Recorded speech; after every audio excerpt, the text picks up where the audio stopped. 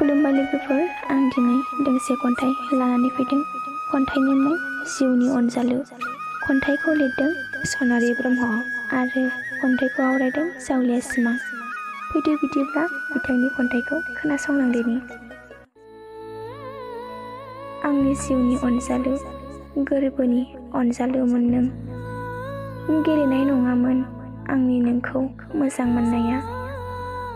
दिनै नाथाय मानो आंनि गोरबो सिंनि गोथार मोजां मोननायखौ नेवसिनानै नों नंखाय खालामलांखो।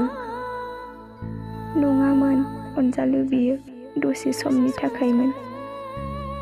सिमाङावबो सानाखैमोन आं नों अनजालुखौ नेवसिलांगोन होननानै। नाथाय दिनै नेवसिलांबाय नों अनजालुआ गोरबोनि गोथार अननायखौ। सानदोंमोन आं नों अनजालुखौनो जिउनि मोदाय। नाथाय फैमार बे आंनि साननाया। होलांबाय नों अनजालुआ गोसोआव हाजासे दुखु। गालांबाय नों अनजालुआ गोरबोआव जुजाइनि अर। गालांबाय नों जिउनि अनजालु। एसेनोसै खन्थाइया, गोजोन्थों।